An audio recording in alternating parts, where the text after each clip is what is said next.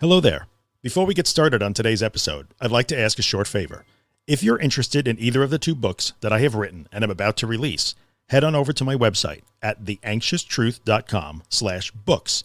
There you can learn about both books, one of which is free, and you can get on my mailing list to be notified when each book is released and how you can get it. I would really appreciate that. Okay, let's get rolling. Recording. Okay, we are recording. What's up, everybody? Drew here, thatanxietyguy.com. It's been a while. Back with Holly. What's up, Hol? Yeah, good. All good. Yes, Happy New Year, everybody. It's January 2018. I know. It's weird, isn't it? It is. Do you have a nice holiday season? I was writing the date the other day, and I was just like, oh, I get to say 2017. And I was like really chuffed because I was thinking it was 2017 because that still felt like the new year. And then I was like, oh my God, it's 2018. That's 2018. Cool. I know. Did you have, how were your holidays? Were they good? Yeah, pretty good. Yeah, it was quiet. I'm in Mallorca, so it doesn't really feel like Christmas because it's kind of quite sunny and. I don't know how you deal with that. I couldn't. Like, that's not Christmas, you know? No, I know. Yeah. Our friends in Australia, that's what they deal with. I know. Well, my husband and his family, they're South African, so they're just like, oh, this is winter, you know. But, yeah. Christmas is hot for them, right? Yeah. So anyway, it's been a while because everybody's just been kind of busy. And we are back with the next chapter of Hope and Help for Your Nerves by Dr. Claire Weeks. If you have not, there you go. Thank you, Holly. If you do not have the book, maybe go get it. It's really cheap on Amazon and follow along with us. We're going to do chapter 8 today. If you haven't seen the first 7 chapters, you can go to my website, thatanxietyguy.com, and I'll try and remember the link, but I actually have a link there that shows you the whole thing, or my YouTube channel. There's a playlist there. So catch up on the first 7 chapters. Subscribe to That Anxiety Guy, and it pops up on my phone when you put a new video up, which it doesn't really? Yeah, it's going like, boop, boop, Drew's got a new video. I think probably because YouTube has changed it. So if you do subscribe, I think you have to hit the little bell icon now to get notified. Right. I'm a bad YouTuber because I never beg for subscribers and stuff. I know I should. It's just handy to know when the next one's out. I know, right? So anyway, let's talk about chapter 8. Chapter 8 is entitled Fear of Leaving the Safety of Home, Agoraphobia. And this is a subject that I have extensive experience with because I have dealt with this in the past. Me too. Yeah. So let's talk about what good old Dr. Weeks says about what agoraphobia is.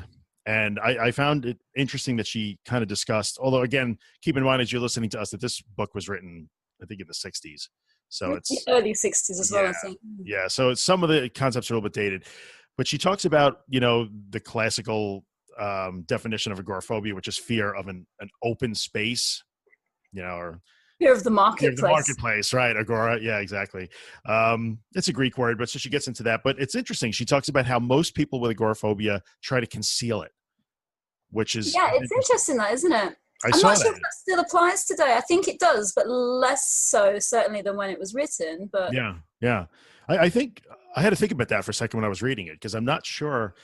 Did I ever try? I probably did conceal it. I don't know if I was making a concerted effort to conceal it, but I probably wasn't. When I was dealing with that, I didn't run around telling everybody that I knew about it either. I concealed panic disorder, just full everything about it. I just completely concealed it. So I had just a billion excuses of all kinds.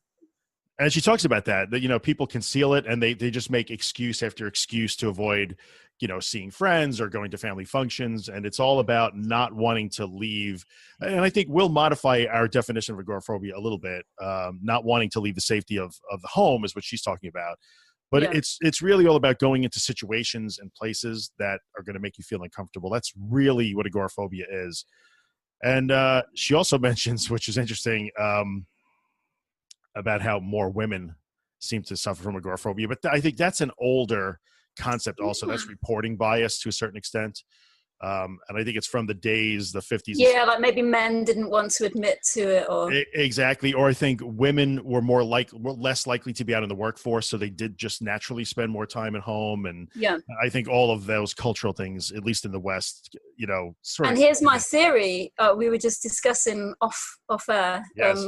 I had when I was reading my research for this chapter, I was like, oh my God, busy people don't get agoraphobia. I mean, of course they do, but if you're staying busy, it's physically sort of can't happen to you because you're if you're leaving the house, then you're not being agoraphobic. Do you know what I mean? That's true. That's it's when true. you stop or when you're in the house, then it sort of sets in. That's what I find. So maybe like with the women who were traditionally more at home, it's hard when you're at home all day to then I get think out. that's true, because I think you wind up in a situation where if you're out of the house all the time, and let's talk about, you know what, we could talk about how agoraphobia develops. And I know one of the things that's a little bit of a pet peeve for me is when people talk about agoraphobia as a disease. And I've heard that. Like, I have a disease, it's agoraphobia. It's not, I'm sorry, it's not a disease. It's a learned state. Nobody chooses to learn this, of course. I'm not saying we choose to be this way, but it is a learned state. It's a cognitive malfunction. It's not a disease. And especially when I hear people say, well, I started taking XYZ medication and it cured that disease, it cured agoraphobia. Nah, it didn't. It just took away your anxiety symptoms, which meant that you could go out of the house. So agoraphobia is really what happens, because she says she avoids and avoids and avoids is one of the subheadings. And that kind of leads us to how do you wind up being agoraphobic? It usually will always stem from some anxiety state, right? Yeah. So you have an anxiety disorder, you have panic disorder, you're having panic attacks. Agoraphobia is what happens when you begin to avoid every place that you experience panic or anxiety. So first the supermarket and you stop going there. Then the school and you stop going there. Then the shopping mall, you stop going there. Then work and you stop going there. Then school and you stop going there. And your world gets smaller and smaller and smaller until the only place that you feel that you might be safe is in your home. Or even I've known people who have been confined to one place in their home, the sofa, the bedroom, for very long stretches of time. So that's what agoraphobia really is. It's the natural progression of avoidance. I can't go here. I can't go here. I can't go here. I can't go here. Things get smaller and smaller and smaller. And suddenly the only place that you really have is your home. The only other thing I'll add to that is that, which she doesn't particularly mention, is that I know for me when I was young, because I was 11 when it sort of fully came onto me. Right. Was that it wasn't that I was necessarily, because I was just in a panic attack state, like, up and down kind of constantly, and to me, I wasn't really bothered that, oh no, if I go here, I'll have a panic attack. It was because I was just having it all the time anyway, but I was just deathly afraid of people seeing me have a panic attack, because that would just make it a million times worse in my head, because I guess it was some sort of like social anxiety on top of it, like okay. At the time I think I suffered every type of anxiety altogether in a very sort of intensive burst. And I had to learn to not care what people thought about me in order to be able to get back to school and stuff in the end. That's sort of like, I just sort of gave up caring, which is just very slightly different to if you're just scared of where it's going to happen to you, Interesting. Okay, so for you, you actually had two different. It wasn't so much that you would panic as that you didn't. It was that you would panic and you didn't want people to see you panic. Yeah, at the beginning it was. I mean, as I got older and stuff, and I got better, but it was a bit of everything, really, to be honest. But that's just one facet of it that I think that just isn't covered in here, and so that can make it 10 times harder, I think, if you're then afraid that people are going to see you and what are they going to think, and then that makes you even more in an anxious state. Do you see what I mean? Could totally believe that then, I guess. If you don't want, you don't want people to, makes sense. I don't know why I was so bothered, but at the time I was so bothered. It was just like, that would be the worst case scenario, is people, my school friends, seeing me have like a panic attack, because when you're a teenager, that kind of stuff is... It's embarrassing. I get it. Sure, I get it. It's a sucky time. Well, interestingly, let's go through, and so that's kind of how it develops. You begin to avoid more and more places, either because you're afraid of how you're going to feel, and I think then we've said this in other chapters too, and in all my other podcasts and stuff. It's not so much that you are afraid of that particular place. And she mentions this. You know that the supermarket won't collapse on you, and the manager. What is she something about? The manager of the supermarket isn't going to shoot you with a gun. You know that. Yeah. So you don't become afraid of those places. You become afraid of how you will feel in those places. Exactly. She specifically mentions that. So, and actually, there's a really good book called the Agoraphobia Handbook that I've mentioned to a few people over time. And in the beginning of that book too, they also, and it's a good book because it takes you through some worksheets and exercises you could do to start to deal with this. But they even define it as agoraphobia is not the fear of leaving the house. It's the fear of going into places where you will have a symptom attack, which is which is exactly what it is. You just don't want to go places where you might feel badly or you think you might feel badly. So that's what that's all about. And what's interesting is how, and she uses she all the time. She, the chapter. Like it's a little bit sexist in a way, but just stick with it. Remember the time that men get all the he all the time. So yeah, so we'll give you this one. I mean, we're going to give you a chapter on agoraphobia. That's not cool. It's all right. We'll give you the agoraphobia chapter. It's so strange. And at one point, she also even talks about the label. And you had mentioned this. She doesn't want to use the term agoraphobia.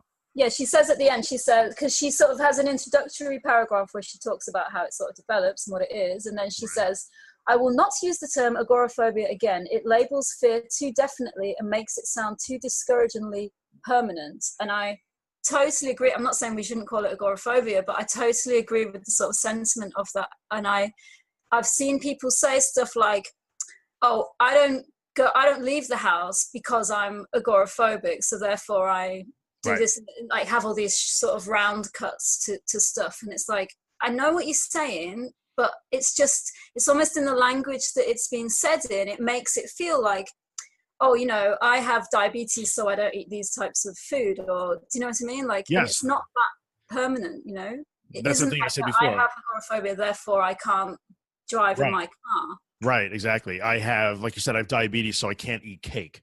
It's not that. And that's why I said before, it's not a disease. I don't like when people label it that. I have this disease or this, I am agoraphobic. I am, those are tough things. It's just like anything else. These are just bad cognitive habits that we can like currently I am leaning to, I have agoraphobic tendencies. Or, right. That is so funny because I've used that exact phrase many times over the years. Like if I'm not careful, I will start to exhibit agoraphobic tendencies. I have literally said that many times. So that's so funny. Me too, yeah. Yeah. So I like that. She doesn't want to give it any more power than it deserves, I guess. So then she goes on to, talk about, she, again, so sexist. I love the cultural references though, in quotes, the subheading. It all started after the birth of my baby. And it's so funny because it kind of does speak to the time when, panic disorder, anxiety disorders, agoraphobia, sometimes we're even referred to as housewives' disease. I mean, yeah. Well, I think Valium was always known as Mother's Little Helper. Mother's Little Helper. I know. Like, hey, if you're listening, by the way, don't boycott me. I'm a good dude. I swear. I'm just telling you what she wrote. But I think there's quite a lot, but I can understand, like, I've heard a lot of people say, like, how after the birth of their baby, this sort of like has happened to them because I think hormonally it can be a difficult time sometimes, which can be anxiety, like panic attack sort of producing and stuff, and anxiety producing. And then also because especially if you used to go out a lot or do stuff, like when you have a baby that you're looking after, whether you're the man or the woman that's looking after the baby, you're in the house a lot, and it's sort of like, so whether you were even meaning to avoid stuff, you are like not doing as much outside of the house than you used to. And so I can totally understand how it sets in. I struggle with it sometimes now because I've got a 1-year-old, and you do find yourself at home a lot, and it's sometimes difficult to go out and do more stuff. And so it absolutely is that sort of breeding ground for agoraphobia. I can see that. Yeah. And then obviously if you're like suffering anxiety and you're not sort of aware of how to deal with the anxiety, which we discussed in the previous chapters, and then so like for me it's like quite a simple equation, like anxiety and avoidance equals agoraphobia. That's very true. That is the perfect formula right there. Yeah. And I think you're right. So if you are a new mom and you're just the practical nature of being a mom is going to keep you in the house a little bit more, that's even worse. Or maybe if you lost your job, you got made redundant or whatever, and then suddenly like you're in the house and you're like, I don't know what to do, or and you're just not out and about, as if you're not like being kept busy by being out and about. Because you don't have a reason to go, or you can't go because you're dealing with an infant for whatever. Or if you've been ill, like a long-term illness, did your back in or something, these things like, they all have a knock on. It's that breeding ground, you know. So we have that combination of anxiety plus avoidance, and avoidance can come in two flavors. It's chosen avoidance, and then there's also that sort of unchosen or forced avoidance because of illness or life circumstances or whatever. It's something we should just remain aware of, because I know we were talking again before we went on the air that, both of us, if we're not careful, those sort of things could sneak in again. So, a snowstorm here in New York anyway, like the Christmas break, I'll tell you just briefly, and we're getting at a tangent a little bit, but I think it applies. There were times in the past when, we'd have the Christmas break here. So especially the kids would end just before Christmas Eve. They wouldn't go back to school till after New Year's. And there were times when that break, we had 2 years, I believe, where the break was a full 2 weeks long. And then we have cold weather. We might have snow. It's the perfect recipe for everything just slows down. People aren't really looking for you at work. And it is a recipe for like hibernating for a week or two. And just like retreating from the world, which is nice if you want a break or whatever. But I have experienced the highest anxiety day of the year for me was traditionally New Year's Day, because that's it. This break is over. And now I must get back to the business of not being agoraphobic. It's interesting. I thought about it this year. Would New Year's Day be the last day of your sort of holiday? Yeah, and if New Year's Day fell on a Saturday or Sunday, there'd be still another day or two. So it's the anticipation as well of knowing. But it was the marking of this is it, like that season between Thanksgiving and New Year where you got a little bit of a break, and especially between Christmas and New Year, where the world gave everybody a break for the most part. Like, oh, I'm away for the week. No one would question that. I'm just not around for the week. Yeah. That day was always a very, very difficult day for me to deal with. It's not anymore. In fact, I thought about it this New Year's Day thinking like, I don't even give it a second thought anymore, but it was traditionally a very difficult day for me anxiety-wise, because it would mean like, okay, agoraphobic tendencies are not okay anymore starting tomorrow. So I got to go back to fighting the fight. It was really difficult. So just be wary of avoidance, especially, forced or unforced. So she talks about, if like this, you are not really afraid of wide open spaces or of the marketplace. You know perfectly well that if you go to the corner store, the grocer won't shoot you, blah, blah, blah. So what are you afraid of? She says, you are afraid of the feelings that arise within you when you're in this situation, feelings that seem to overwhelm you so that you seem unable to think clearly while they are present. You don't trust yourself while you're like this. And this is why you're afraid to go out by yourself. And I think that pretty much nails it. That's exactly what makes agoraphobia. You're afraid to go out because of how you might feel. Yeah. Yeah. And then she goes on to, this is a good chapter because she tries to do a bit of a guided, if it was an audiobook, she would be doing almost a guided exposure. But she's written in a written form here. And she talks about imagining how she herself is taking you out of the house on an excursion of some kind. And imagine what she would tell you to get you through it. And it's pretty good. But the point she makes is she starts with, well, here's your very first mistake. And I think if you're dealing with agoraphobia right now, you could totally relate to this. Before you've opened the front door, you've tensed yourself like a violin string. So that's that anticipatory thing where before you even decide to go out the door, you're all ratcheted up and ready to panic. And the anticipation just sort of is the destroyer of most things. It is. Right. It is. It's the destroyer of exposure to begin with. So it stops people from even getting off the dime.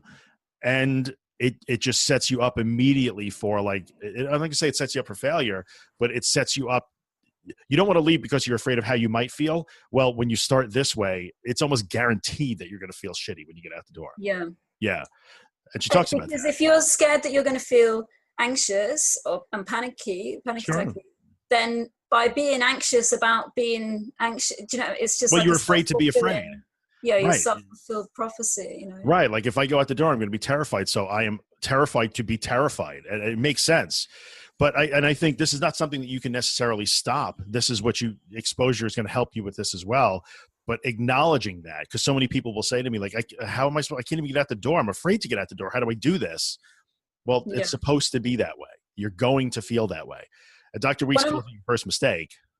One of my biggest tips on that is just to do stuff straight away, like in the morning, or set a time and you go regardless of how you're feeling or whatever. And if you, I've read quite a lot into anticipation anxiety, and if you give yourself an out where you can go like, oh, maybe I'll go, maybe I won't, depends how I feel at the time, which used to be my slogan, that actually just makes it so much worse. Like, you think that you're like, well, I'm giving myself an out, so therefore I won't be as anxious. They say that, like, all the studies and everything show that it actually does the opposite. And if you just commit and you know that you're going, right, regardless, it actually kind of makes it easier. And I promise it really does. Like, it does. It really does. I've done that with flights and all sorts. Like, when I was really bad, I was like, oh, you know, we had to fly to South Africa. It's like an 11, 12-hour flight. And I was just like, oh, what if I can't go at the end? Will you still, to my husband, like, will you still go? Like, I don't want your sort of trip to be ruined. And he's just like, no, you have to come. Right. Whether you like it. And I was like, but what if I'm panicking on the plane? It's just like, I don't care. Oh, well. Yeah. Good for him. I don't care. And I was actually like, oh, okay. And then as soon as I was just like, okay, so I'm going to South Africa regardless. And I was just like, yeah, okay. All right. Well, okay, I'm going. Whatever. All right. There you go. Right. You have no out that way. It weirdly just made everything a lot easier. And I think it's that sitting on the fence between I will, I won't, I will, I won't. There's enough fear as it is already. And that I will, I won't, I will, I won't. It just seems to exacerbate it. It makes it worse. So I know for me, and I guess everybody's routine is a little bit different. What really helped me was just, I would literally roll out of bed and immediately go out the door. Like, immediately. I mean, you know, just put on a hat and whatever, like throw on whatever clothing I saw first. It didn't matter. I wasn't going out to win a fashion contest. I was just practicing getting out. Yeah. And getting in that habit, which was hard the first few days, but then it became a habit and there was no thinking about it. It wasn't getting up, eating breakfast, sitting at the kitchen table, thinking about, oh, I'm going to go out soon. I'm going to go out soon. I just did it immediately. That was a huge. Yeah. And watch what you said. I wasn't thinking about it, which is kind of floating, isn't it? Like the Dr. Weeks floating kind of thing. Sure, a little bit. Like, I'm not going to think about it. Just do it. But you make that commitment that says, I'm going to go out the door. I'm probably going to feel awful when I do this. I'm going to be terrified, but I'm just committed to that. This is what I'm going to do. Tomorrow morning, I'm going to be scared shitless. Like, okay. And that's just what I'm going to do. So I just didn't give myself any time to think about what was going to happen. I would get out of bed and bam, go right out the door, which sucked in the winter when it was freezing and snowing, but it was I agree with you. You should not give yourself an out. Like, do it as quickly as you can, as early in your day as you possibly can, so you're not thinking about it. Talk to anybody, whether they suffer from anxiety or not, when they've got a flight that they have to catch and it's in the evening, it is just the worst because you spend all day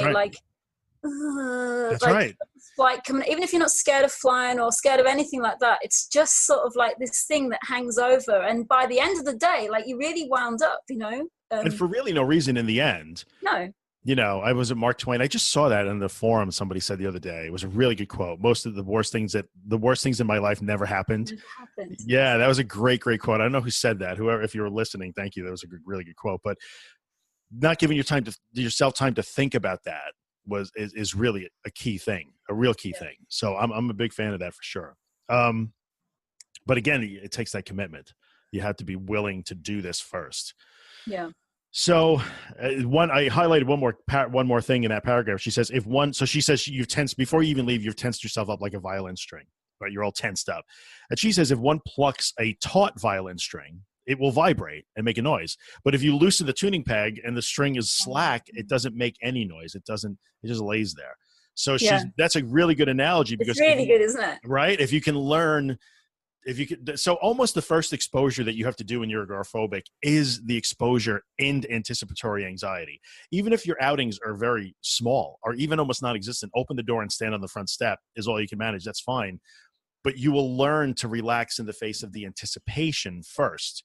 So you almost have to expose yourself to the anticipatory anxiety and learn to, go slack and relax into that first before you can learn to relax in the supermarket or whatever your goal is.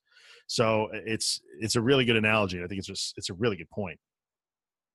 So then she talks about not making the first mistake. You got to slacken those strings. You have to learn to relax. So work on the anticipatory anxiety first. Just let it be there, feel it, don't tense against it, and learn to relax into it like we've been talking about. Yeah.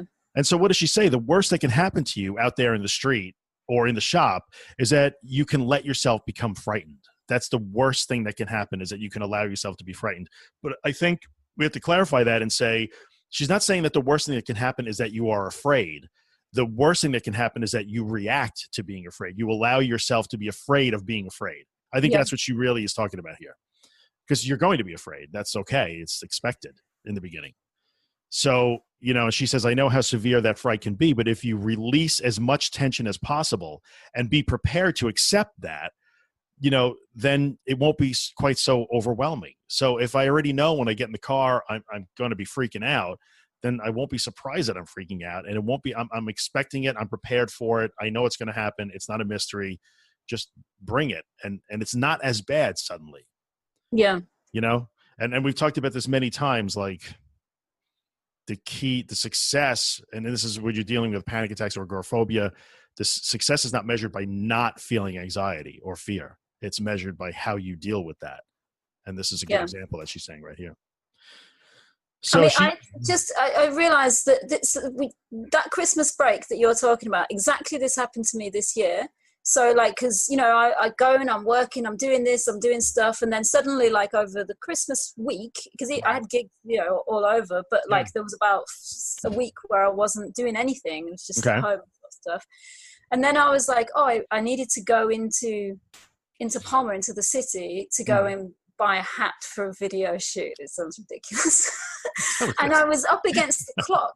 And so suddenly I was just like, so it was quite not a stressful thing. It's quite a drive. I had to take the baby with me. And suddenly I kind of was like, oh my God, I'm feeling like anxious about this. What's this about? And it was kind of like a weird sort of like, I'm feeling like really anticipation and just sort of like, but I was just like, well, I've just got to go and do it. So I'll just like, luckily I had to go and do it because we had to do the shoot like that evening sort of thing. Okay. And whereas if I think I didn't have to, I would just be like, oh, I'll go tomorrow and get a hat. Like, so I had to get in a car and I went and I'm shopping and it's in the mall and it's all like, you know, busy and Christmas tunes and, you know, like it was just sort of kind of horrible mall-y sort of stuff. And I was expecting that I would feel okay later on, and I still was feeling like a bit, because I was still up against it, like I was just spending more and more time like not getting the stuff done that I needed to, and so I was just like stressed really, but it was coming out as sort of anxiety, and I just think I just hadn't prepared. It caught me by surprise, you know what I mean? And I was just like, this is so strange. I don't get anxious anymore. I don't really know what the moral of the story is. I just carried on and got the hat, and then I went home. And then when I got home, I sort of forgot about it, and then everything was fine. And then the next time I went to the shop, it was fine again. It was nothing. It just sort of reminded me that, like, a while ago, an episode like that, I guess, would have been. I would have read so much into it, like, oh my God, does this mean I'm back at square one? Does this mean I suffer from anxiety again?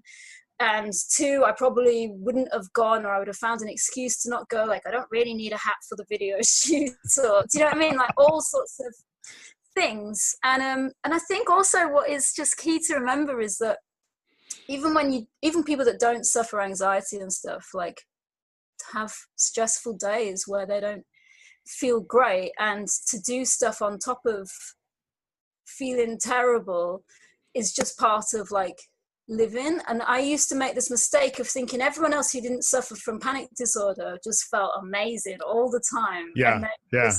Look at them in the town shopping in the rain. They're fine, aren't they? And just like, no, they're miserable and just having a horrible day. And they've got money stress and this stress and all sorts of stuff going on. Look at them and their smiling faces. Yeah, and it's weird, isn't it? You just assume everyone else is fine and they're not. And I just think so much of, I know like it's a different thing, but like the exposures and stuff like that, going out and feeling horrible when you're doing stuff like that, it's just so important to not, it doesn't mean anything. It just means you're you're feeling awful and you go and do something, and then and then later you don't feel awful. Do you know what I mean? I'm not really explaining. No, I think, you know, first of all, you had the Christmas week and you said you were just sort of home a lot. And so, yeah, but people like us, even, you know, and look, I'm everywhere now. It doesn't matter to me, but if I'm not careful, those tendencies will crawl back in. So I think it's just an illustration of how ingrained those patterns can be. Yeah. Right? They're really ingrained. They really are ingrained. And I think in the end, you know, we come from the factory, you know, programmed to seek comfort and safety. So anything that isn't that becomes really easy to avoid. So if we always have those triggers laying under us, to understand, like, and I think sometimes these are just patterns. They're pathways that get wired in, at some point, and we can wire over them, but I don't know if we necessarily always wipe out the old wiring. So, when you talk about brain plasticity and the way we learn and neural pathways and all that, maybe some of those pathways are still there. So when you get into a familiar situation, which is not a good situation, but it's familiar, just being home all the time, suddenly those pathways are lit a little bit more than the newer ones, the go pathways, so, really common. And you're right. We ascribe so much like significance to every minute of how we feel and how our exposure was and what happened and what did I say and how did I stand and how was I breathing and what did that person do and what did my husband or my wife do? And in the end, it's just another day. Like it's just another day. And, we were talking before about just get out, like don't allow yourself an out. Don't think about it all day. Do it as soon as you can. I used to try and think too, like your hat situation. Look, right now it's 11 a.m. on a Saturday morning. It's going to be noon. In 60 minutes, no matter what I do, noon is going to happen. Yeah. I can't stop noon from coming. It's going to come 60 minutes from now, no matter what I do. So I used to think about, like, I can go out the door and make some progress in the next 60 minutes, and then noon is going to come and I'll be done. I'll have accomplished it. I can rest. I can retreat. I would give myself all these like little pep talk, or I could just sit here like a lump. And noon is going to happen anyway. So how do I want to feel when noon hits? Do I want to feel like a failure, or do I want to feel like, all right, well, it's noon, just like it was going to be anyway, and I did something good with 60 minutes. So there's so many different ways to approach. That's so good and motivational, not just for anxiety, but just in general. For just anything. Like, no matter what happens, it's going to be 7 p.m. tonight. No matter what happens, I can't stop that from coming. So what am I going to do in the time between now and then? How am I going to feel when I get there? So if I have something crappy to do, like shopping for a hat that I don't want to buy, well, I can get to 7 p.m., discover, well, I got my hat, I accomplished it, I'm good, I checked it off my list. Or I can get to 7 p.m. and be pissed off because I didn't go hat shopping. So which one do I want to be? Yeah. Damn this hat. This hat is the bane of my existence. It wasn't even my music video, and I hate your hat. Anyway, let's go back to Dr. Weeks. It's all right. No, it's okay. This is why we do this. So she takes you by the hand and she walks you out the door, right? So she talks about slackening the violin strings. Don't go out already tensed up and ready to panic. And we're walking down the street, and here comes Mrs. X. I guess Mrs. X appears to be her version of like the gossipy neighbor. Yeah, and also, but here comes Mrs. X, so it's like, and you're scared that Mrs. X is going to notice that you're all anxious and stuff. And that's a bit like my sort of social, like, people are going to see me panicking. And she's just like, people don't really think about stuff like that. She just thinks, she's just excited to see you, Mrs. X. She hasn't seen you in ages because you've been in your house all the time. That's what Dr. Weeks says. She says, Mrs. X comes running over to you and you're like, oh my God, she's coming over because she's going to be like, where have you been? Or what are you doing? Or sure. And she's just like, oh, great, I haven't seen you in ages. Are you good? Oh, it's so good to see you. Yeah. And I think Mrs. X serves two purposes in this little passage here. She illustrates that, number one, that fear of like being judged, or how, what is Mrs. X going to think about me now that she sees me? She doesn't really think about you. Thank you, Ayn Rand, but I don't think about you. Yes. And I think sometimes what happens for people like us when we're in these anxiety states, when we're dealing with things like agoraphobia, we get so wrapped up in ourselves that we think everybody's thinking about us.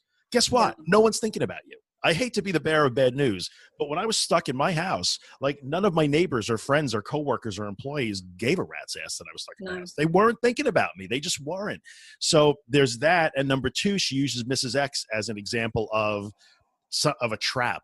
So now you're out and you're in the street with Dr. Weeks holding your hands, and here comes Mrs. X. Number one, what is she going to think of me? And number two, what if she wants to talk to me now? Oh, yeah. And I can't escape. I'm trapped in the conversation with Mrs. X.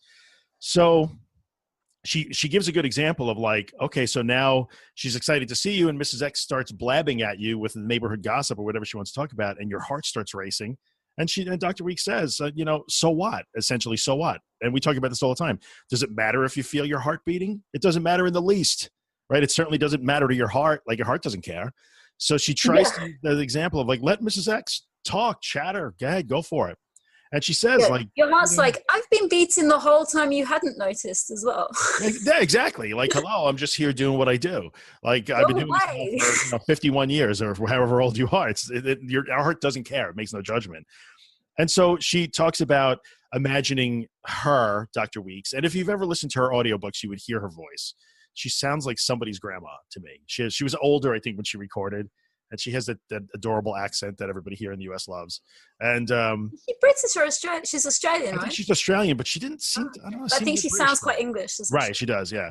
But yeah, she has a very like comforting, like grandma's kind of voice. But so she pretends she whispers to you like, relax, take a breath, chill out kind of thing. And, basically she talks about if you do that, suddenly the minute you relax, suddenly you don't feel as trapped as Mrs. X talks about, like the mailman or whatever she wants to talk about. So it's a good illustration of like, what she's trying to tell you is, see, like Mrs. X isn't a trap. There is no trap. It was you upsetting yourself. Yeah. And when Mrs. X didn't upset you. You upset. Right, you did. Right, exactly. So you interpreted that situation as dangerous when it was not. And if you let that go, suddenly you're still might be interested in the conversation, but suddenly you don't feel like you're, at gunpoint anymore. So it's a really good illustration. And that's the process. Yeah. Yeah. Just relax into it and everything gets better. Yeah. Magically, everything does start to get better. And it's so interesting, I've seen a bunch of those posts in our little discussion group on Facebook. And I'll put a link. So if you're not in the group, request to join and come on in. It's a great group of people. And I've seen people make those posts over the past few weeks that like, oh, I was out and I started to panic and I thought about it for a second and I just relaxed and suddenly it got better. In 10 minutes, I was over it and I was out and, still had my coffee or we finished shopping and they're just so excited that they succeeded. And yes, she says it right here. And this she's telling you, like, just relax. It'll get better almost instantly. So what else does she do? She starts taking us down the trip a little more, crossing the road. Yeah. She talks jelly about legs. The old jelly legs will still get you there. That's exactly what I highlighted. You can't see. It's all whited out. But jelly legs will still get – I highlighted that exact thing on my stupid little Kindle here. Jelly legs will still get you there if you will let them. It's only a feeling, not a true weakness. And we've talked about this so many times. She goes into like the actual mechanism of adrenaline is going to change muscle tone and blah, blah, blah, blah, blah. That's why your legs feel like jelly. But so they feel that way. But it doesn't mean they are actually jelly. Yeah. It's not like, don't let that be the excuse to not continue, to be like, oh, but, my legs felt like they were going to collapse, so I physically couldn't go on anymore. Felt like. Key phrase. It felt like, and I've seen that too. I've seen those in many, many discussions. It felt like, yeah, but felt like wasn't is. Like, did you actually collapse? No, it just felt like I was going to pass out, yeah. Right. So running home doesn't make your legs any stronger, right? Yeah. I mean, if you think about it, why would going home cure any of your physical symptoms? Yeah, it's easy. I think, it's easy for us sitting here. I know. in a calm state, joking with each other to say that. And I think a lot of people watching would probably do the same thing. Like, I would always think if I can just get home, everything will be okay. Everything will be fine. And then when you stop and analyze it, you're just like, why? Because I'll relax, because I'll be like, oh, phew, I'm home. It's just like, why? What does home give you? No, nothing.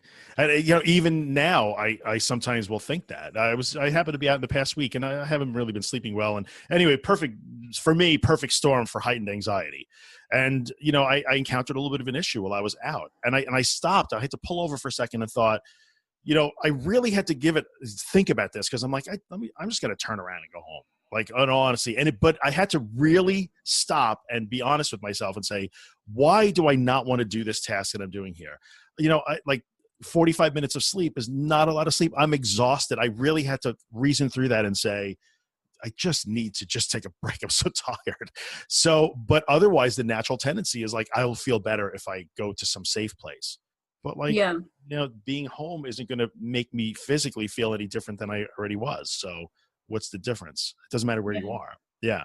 And I think that's quite a good thing to do, isn't it? Every time, if you're out on like an exposure or something and you're like, and you're just feeling that like, I just need to get this, because that's the white knuckling. If you're like, yes, I just need to do this and buy my hat and then everything will be okay. Yeah. Like, that is the wrong way to do it. You just need to sort of stop and think, like, what is it you're trying to get to the end of that you think will be okay, you know, like, oh, Right. because once I've got it, then I can go home and then it'll be okay. Like, you need to sort of really, like, so every time you think like, okay, now I'm going to go home, like, just try and stop yourself and be like, why do you think that being at home will be better?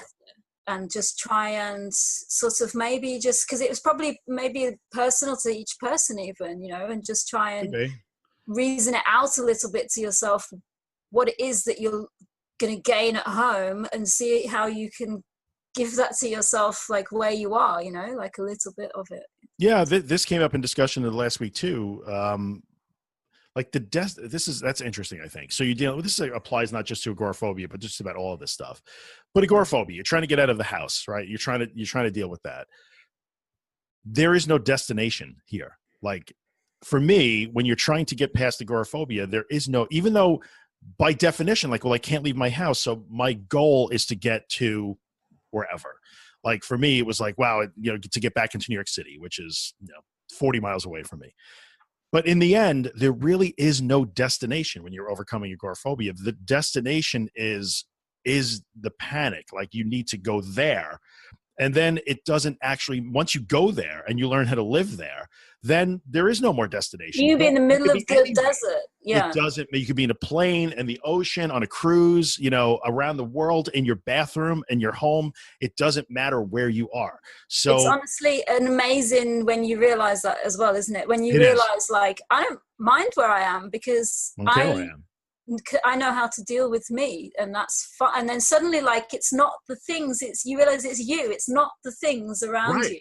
It had nothing to do with the airport or, yeah. She actually says this.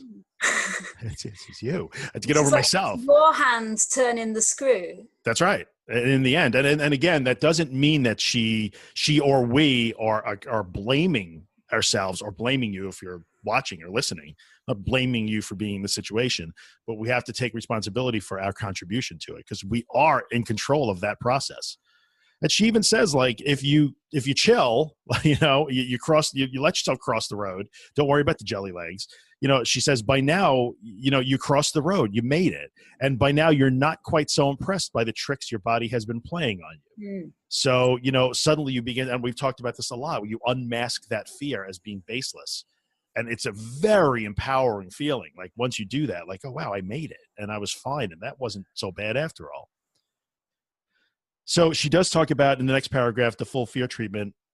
And this could be true. It's you're trying to get out of the house after being housebound for some period of time. This is true too. I've experienced this.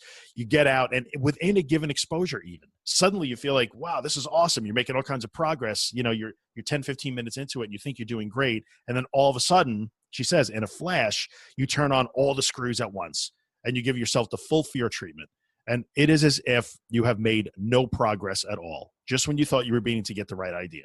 And I think that happens on the macro level from session to session over days and weeks, but it can also happen at the micro level within any given session. Like what was great 3 minutes ago is just flushed right down the tubes. Yeah. You know, when suddenly you ratchet it up again, you start fighting and you're running from it again. And all of a sudden it's like everything just went to crap. And that can happen from minute to minute. And she acknowledges that. So, it's so true. And like, because what used to happen to me, I'd write off whole months. This is a bad month. This is a bad week. And then like, this is a bad day. Like, oh, I'll just write this day off because I've had so many panic attacks today. This is a bad day. And now it's like, this is a bad 3 minutes. This is a bad minute. This is a bad 30 seconds. Sure. Like, yeah. And that's what actually, when I was out in the mall buying my hat, I remember thinking to myself as I was driving home, I was just like, okay, this has just been a bit of a wipeout of 2 hours. But the rest of the day was great, and we shot the video, and it was great, and I didn't feel an ounce of, I didn't even think about it anymore, anxiety. Right. It wasn't a whole day affair anymore. No. And so, and maybe it's nice to hear that you can like suffer anxiety and just be, okay, well, that was a bad hour, but the next hour is fine, you know? Yeah, it doesn't matter. Or 10 minutes from now even could be fine again. Yeah. So I think the point here, when she acknowledges that this can happen, is you have to almost expect that it might happen. So Yeah. even though, wow, I was doing great. And I've seen people say that, like, oh, I keep talking about the supermarket, but as an example, I was in the supermarket for the first time in The weeks, marketplace. yeah. And I was doing great. And then suddenly I realized how deep in the store I was. Oh my God, I was in the dairy section. And suddenly, you realize what's going on, you freak out and you bail on it. So I've heard that happen, but it can happen. It's just expect it to happen. And the Yeah. same principles apply. No matter how tight you make those screws, the same principles apply. Just untighten them. Yeah, and also remember that if you do panic and then if you do freak out on the exposure and then you manage to sort of work through it and relax into it, that's amazing. That's good. That's the win. That's the victory. If you got an exposure and you don't feel any anxiety, well, like, good for you. I'm glad you had a nice time out. But you've not learned anything other than maybe that you don't feel anxious as much as you think you do or something. Sometimes I think it's even worse because I've seen that happen too. It sets the bar high, and I've seen people get in that situation where it's great. I've been out every day this week and I've had almost no anxiety. It's great. And then they go out the next week and they have a panic attack and like, oh, that was all crap last week. It was nothing. Yeah. I get really nervous when I see people reporting how they've been anxiety free for a few weeks or something. I'm like, oh no. Well, I mean, I get what you're saying. It's good. I mean, you want people to feel good, of course. Yeah, but you worry about then the expectation, Yes. Yeah. To me, I find it a lot more exciting. I'm going to say exciting, like nobody's job is to excite me, but I find it more important when I hear somebody say like, yeah, I kind of freaked out in the dairy section of the supermarket, but I relaxed for a minute, I got through it and I kept shopping. Or even somebody who says, I ran out, I got in my car, but then I calmed down and I went back in. Like those are the huge improvement, rewiring things. Something. Yes, exactly. So that's a big deal. So she does talk about let the storm pass. Let the storm pass. Let the effects of adrenaline pass. Even at the climax of your fear, surrender and accept.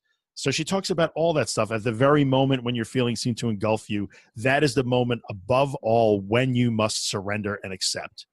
No more, oh my goodness, no more what ifs. And we've talked about this ad nauseum. We will continue to talk about it. That the proof is in the pudding at that moment, not being anxiety free, when you are at your worst, when you could just let that happen and just bring it on, bring the worst you can bring, and just fully accept that and just not care if that lasts for 30 seconds or 30 minutes. You have pretty much at that moment, the first time you do that, you literally have won this war. You don't know it yet, but you have now won that war. You may lose some battles along the way, but the first time you actually ever do that, you have won the war. Now it's over. It's now that you just have to figure out that you won the war. So it's really cool. And she says, if you go forward, however, hesitatingly, understanding it with an understanding of what's happening, ready to accept all the tricks your fears may play upon you, your reactions will gradually calm. And she's right. That's exactly what happens. So, and she ends the paragraph. I know I'm skipping a lot. It's a short chapter, and she ends this paragraph, which I think is huge. You will find peace in the middle of Times Square, because you will take your cure with you wherever you may be.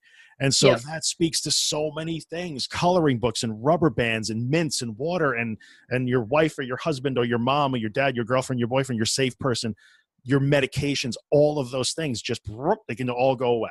Like you are taking the cure with you in your own pocket everywhere you go. It's life-changing. It's unbelievably good. Completely life-changing. That is such a good sentence. Yeah. I think also if you get yourself better from panic disorder, the rest of life seems like really like you've cheated, like you've got like some tools that other people don't know about, and it's really cool. Oh yeah. It's I will. Well, you know what? I'll tell you flat out. Like I lived a very large portion of my life before the wheels fell off for me in the late 90s when things got bad for me anxiety-wise. The first time, I kind of lived in like an armor-plated way, like nothing. I never got nervous. Nothing bothered me. I wasn't, I never got nervous about work or anything, or, I was a musician back then and I would get nervous about performing. Nothing. Like I was like ridiculous. That's not normal, Yeah. And when things got really bad for me, You know, I medicated myself for many years. I stopped taking it, got really bad because of the whole withdrawal thing. Then I suffered, you know, I had to learn to deal with it without the medication.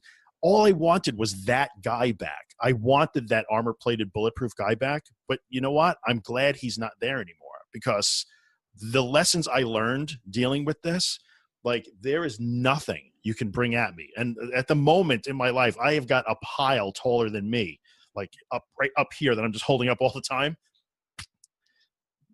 Nothing, you know, because you just get that, like, that armor plated feeling, but it's an enhanced armor plating now. Yeah. It's not a brain dead armor plating. It's a reactive armor plating. Like, I understand stress, I understand fear, but I can absorb it and reflect it and use it and direct it into good places. And it makes you like a freaking superhero.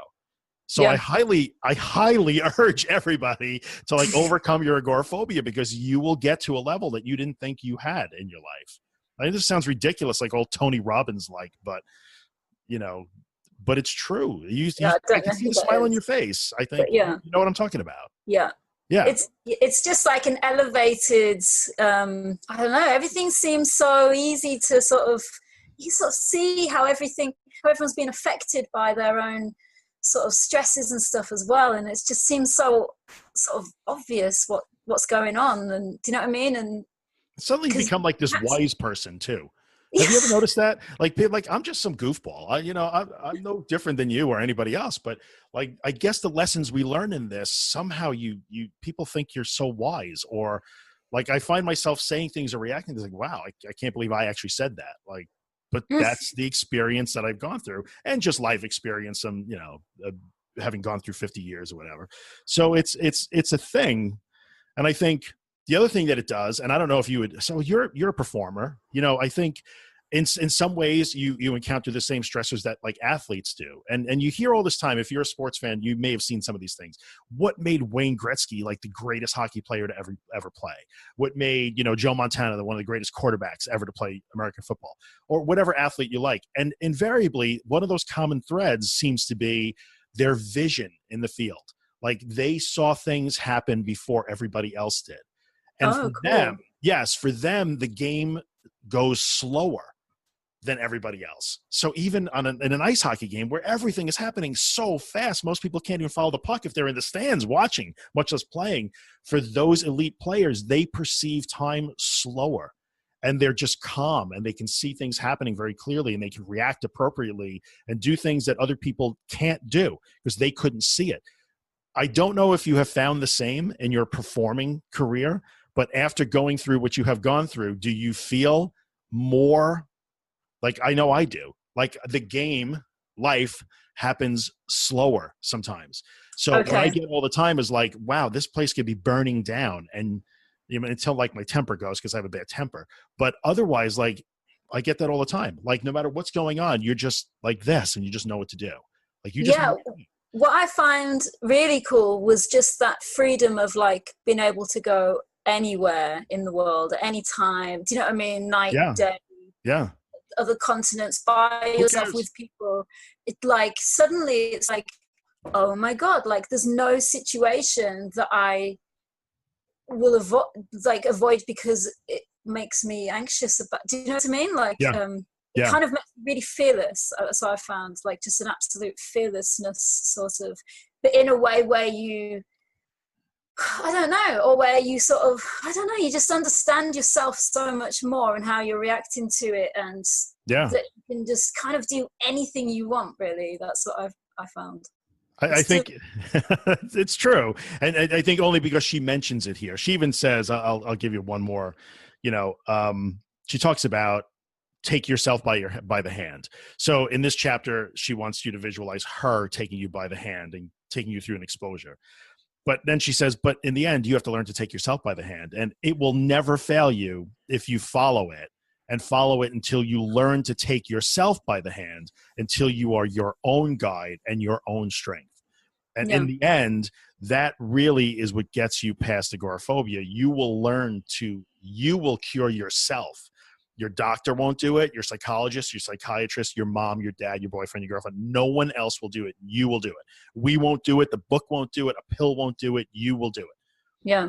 And I find that really empowering. If that's hell yeah. crappy Hell yeah. word, but yeah. No, it's a great word. And, you know, and sometimes I think sometimes I take a kind of a hard line, especially with people who, I mean, you see who I interact with online sometimes in the groups that we are in together. And I do take a little bit of a hard line, like, hey, stop feeling sorry for yourself. Stop the what if, stop comparing symptoms. Like, I truly believe that everybody came from the factory with that inside them. We all have it.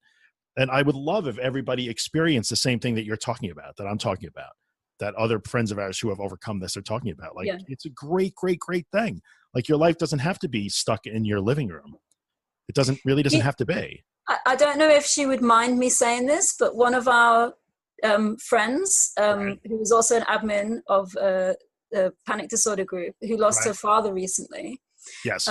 She messaged me and said that and I was like, how are you doing, you know, after your like dear sort of father passed away? And she said, do you know what, I've found that if I accept the symptoms of grief, it's okay. Like, and it's kind of like the same thing as the anxiety. Like, so she's not saying she's fine. She's obviously like very No, she's not upset and fine. grieving, but she's Right. saying that she's expecting to feel it and she's accepting those feelings. And she said, and somehow it just makes everything a lot better, you know, that so she's actually like, I'm doing okay because I'm accepting that I'm feeling horrible, you know? I mean, she's going to feel sad and devastated and empty and all those things. Absolutely. But But yet, she's not fighting it. exactly. And I think that that's such an amazing lesson, you know, Very because healthy. she's got herself over anxiety through the same way. And so now she can apply it to other parts in her life. And I think that's really, she's particularly awesome, Diane. amazing. I don't think she would mind. Yeah, I love her. Yeah, she's great. And I think that's true. So she applied her lessons. And you know what? That this is beyond the scope of the agoraphobia discussion, but especially here in the US where we're just prescription crazy, we like to medicate being human here in the US. Yeah. Or at least we have for the last 20 years or so, 20-something years. So like, oh, I got divorced. I was depressed. Here's some antidepressants. My dad died. Here's some antidepressants. Lost my job. Here's some antidepressants. Like, we sort of forgot that medicating humanity might not be a good idea. Yeah, and humans aren't programmed to. You're not supposed to just feel amazing all the time. It's okay to not feel amazing all the time. That's what I was trying to remind myself of when I was like recovering. It's just like I just assumed everyone else was fine all the time, and they're not. Yeah. No, they're not. In many ways, they're doing terribly a lot of the time. I mean, you know what? And I think the difference is, I don't know if you and I have talked about it, or Billy and I've talked about it with somebody or on my own. But like for me, I remember sitting in the car a very specific morning, one of those mornings when I just rolled out of bed and got in the car. And I drove around for a while, very close to my house, but it was just more about time than distance for me in the beginning. And I remember sitting in the parking lot of a little shop that's right near my house, and people were pulling up next to me, and they were getting out of the shop and going in and buying whatever they were buying. And I remember looking, there was a woman who had parked diagonally from me. And I was just sitting in the car, and I remember looking at her, and she pulled up into her parking spot, and she just sat there, and she was rubbing her eyes, and she just looked like the last place she wanted to be was in that parking lot going in to buy orange juice or whatever the hell she had to buy that day. And I remember the light bulb going off, thinking, like, she probably didn't sleep last night. Who knows what is going on in this woman's life right now? She does not look happy. She doesn't want to be here. What's the difference between me and her? You know, I may actually have a better life than her right now. It's possible, you know, and it really made me think about that. And that's when I started using other people, complete strangers, as models to a certain extent. Yeah. You know, and I would go out and do my exposures. I would literally look at complete strangers and say, like, well, that guy, let me imagine that he didn't sleep at all last night. Maybe he just lost his job. Maybe his dog just died, or something terrible just happened. I didn't want that to be, and he's still just walking through the supermarket buying milk, or he's standing waiting in line at the bank, or he's going off to work today like everyone else does. And it was hugely liberating to do that too. So there's so many lessons that you can learn when you go down this path and you know, win the war, whatever you want to call it. But you know, the other thing that I would probably say, and we can start to close on a little bit, I don't know how you think about this, but I hear all the time, hear those motivational words like warrior, and, you know, we're warriors, WARR, not warriors, warriors, you know, like, we're warriors. Well, we are warriors, but I guess we're warriors, and this will beat everyone to their knees. They don't understand how we're so strong, we're this, we're that. You know, like, those are all good things. Don't get me wrong, I'm all for that.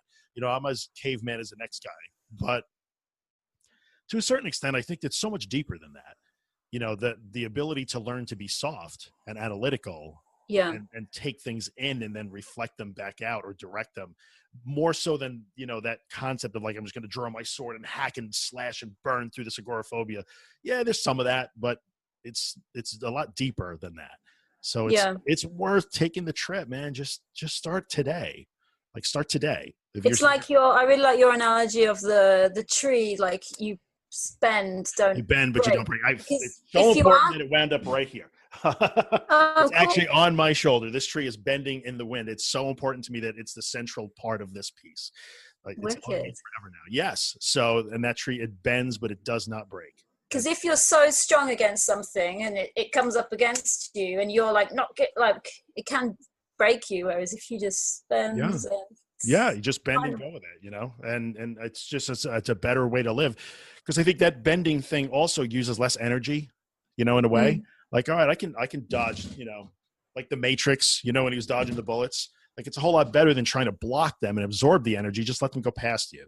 So it's. I think that fight it is really like, but it has to be like very concentrated into a very tiny bit, which is going out the door, or do you know what I mean? Just like I'm going to go. And it comes down to like literally a millisecond of it, like a decision in your brain of just like, no, I'm going to do this. Or okay, I'm going. Yeah. You know? I think you're right. So, like, that's that fight. And you have to compress it down to this like tiny just moment. And as soon as you've made that decision, you just go with it, you know? That's really solid. That's actually very, very true. So the warrior, the strength, the slashing and burning with the sword and the torch is about tiny, concentrated moments of intense strength where you lean forward and push back, because there is pushback. It's not all about being soft, not all the time, but the time when you gather up that strength from inside you, when you push on that thing and you push back on it, or you're right. That's the moment that you walk out the door. That's the moment you turn the key. Yeah, no, I'm going back in the supermarket. Right. And that's that thing when sometimes, pardon my French, you just fuck it, you know, and literally I'm writing a chapter entitled that, one of this book that I'm working on now. Like, everybody that goes down this journey has had, if you have not had the F it moment, you're not on the journey yet. And that moment has to come, like, and you will push back at that. And that's it. But then once you've made that push and you broke through that barrier, then you're going to go soft again. And just let it come until it's time to push again for a second. But I don't know if you've ever experienced like we used to climb up this sort of waterfall thing and then like jump in, and it would be really like scary if you like stood on and if you stood on the edge for too long, like, man, no one jumped. Yeah, I'm not doing it. Yeah. You just think about it too much. And so like you're standing there and you kind of thinking that, but what if I hit this rock, and you know that you can make the jump, really, do you know what I mean? And at some point, you will not jump unless you just go, fuck it. And you just stop thinking about it and you just go. Yeah. And you're like, well, whatever happens, happens, but fuck it. Just step off the ledge.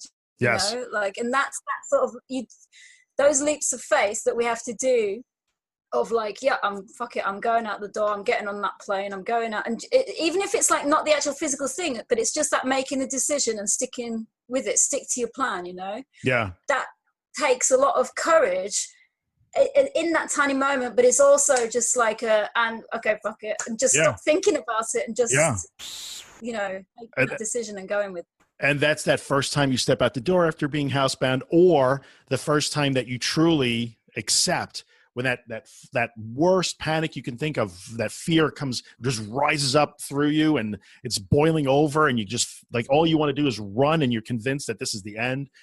That is a fuck it moment too. Like, okay, bring it. Right. I would rather you fucking kill me here than go backwards. Like, at some point you get to that. And that's, you know, if you're going to kill me, you better kill me right now.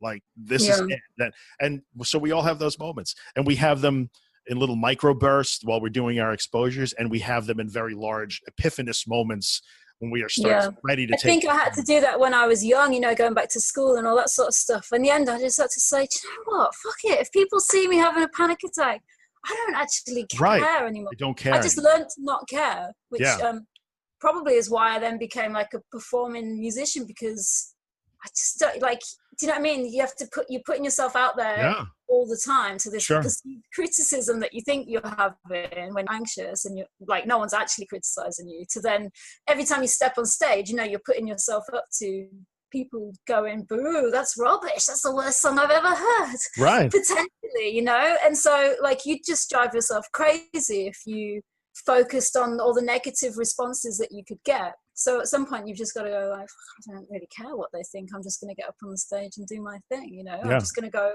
into my school classroom and do my thing. And if that means having a panic attack in front of people, that means having a panic attack in front of people. It is who, what it by is. the way, don't care anyway. No, could not care less. Not in the least bit interested.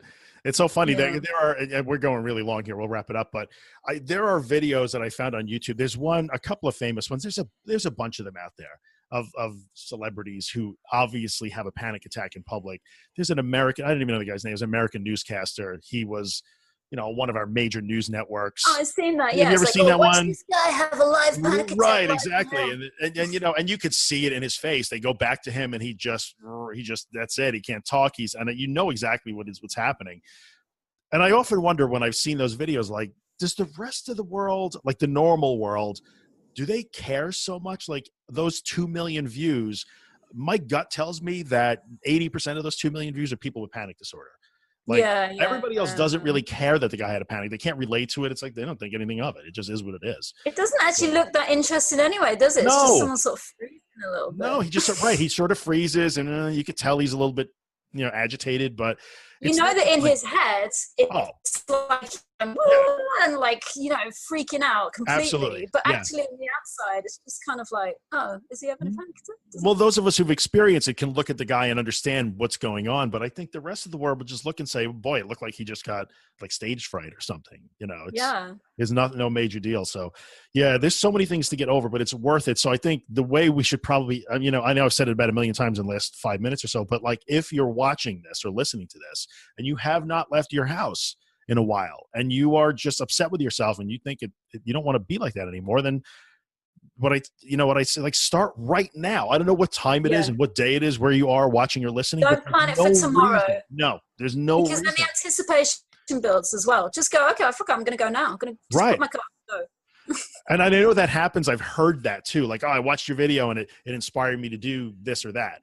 And so I'll temper that by saying, if you've been housebound for the past month, you know, don't get in your car and drive 60 miles from home because you're all psyched up. That will backfire on you. But at a minimum, like, do something that makes you uncomfortable right now. Start right now, right this very minute. And, you know, it's worth it. It's well worth it. So that was the last note I made was just with the exposures, just to do them little but often, you know, like just it doesn't have to be just once a day, 20 times a day. It doesn't, as often as you possibly can. Just as often as you possibly can. And like, but definitely not too big. Like, because so I went from, you know, like 8 months at home, unable to even step outside my door. I couldn't even go to the garden gate. You know, my dad was like, just come and stand at the garden gate. And I just couldn't do it. I mean, I could, but I couldn't, you know. Right. Wouldn't. And so then the idea of me going like, oh yeah, I'll just go back to school then, you know, would have been insane. So it was like gradually. And in the end, I started going to just registration, which was like 20 minutes in the morning. I didn't even do a full lesson. And then I'd come home and then, you know, a couple of weeks of that. And then I would do one lesson and then come home. And then within about 4 weeks, I was fully back at school, which was... And my guess would be that once you got to the point where you could say do 3 lessons, getting to 7 was not that big a jump. The jump from the 20-minute registration to the first 2 lessons was huge, but staying 2 periods to 7 periods, not as huge. So and that's a thing. So yes, start small. Just as long as you feel uncomfortable, then you're doing it right. So just whatever makes you feel uncomfortable is where you start, and just do it as often as possible. Tiny little steps forward every single time. And next thing you know, like, holy cow, you're at the garden gate. Next thing you know, right? So yeah, it happens, and you'll feel good, and all of a sudden your life won't feel like crap anymore. Like, you're moving forward again. And that, just take that fight and just compress it into the tiny moment of making a decision, and then soften and relax and just let it happen. And you'll learn. Stick to your plan. Let it happen. Yeah. And I think you'll learn too, like, when it's time to fight and when it's not time to fight. Like you get good at knowing like, oh, this is one of those moments where I got to be strong, and then you do it and then go soft again. So yeah, but it's like anything else. You have to learn to do it. You have to learn that also. So don't, there's a lot of things. There's a lot of stuff that goes into it. Just don't start right now. Take a lot of tiny steps all the time, and just don't judge yourself harshly for feeling anything you feel. It's all correct. So yeah. So that's the deal. All right, so we will try not to wait weeks and weeks between these. We'll try and schedule chapter 9 for next week if possible. And here's the positive thing is chapter 9 is being yourself again. We're over all the she starts talking about the better stuff, right? So yeah, being yourself again. Yeah. So very good. All right, so I guess that's it. Thanks for stopping by for Chapter 8, this marathon session. We've been going for quite a while now. And this is like the shortest chapter as well. Sorry. I know. We got off on a bunch of tangents, but I think it was all good, so that's fine. And we'll see you guys next time. So how to get to us, I always have to end that way, right? My website, thatanxietyguy.com, Facebook, Twitter, all this, That Anxiety Guy all the time. Join the discussion group. Holly's involved too. So that's really good. I really like it. Ask questions, and it's been the best. I think that's the best place. If you can comment on the video, and I will answer. Holly will chime in, I guess, when she can. But really, the Facebook discussion group has been the best place to actually bring up questions, because then other people see your questions, and there's some other really good people in there as well that have. Yeah, there are. There's some solid people who are further down the road who are lending their experience, and it's really great. I'm very appreciative of that. So, all right, folks, see you next time. Ta-ta.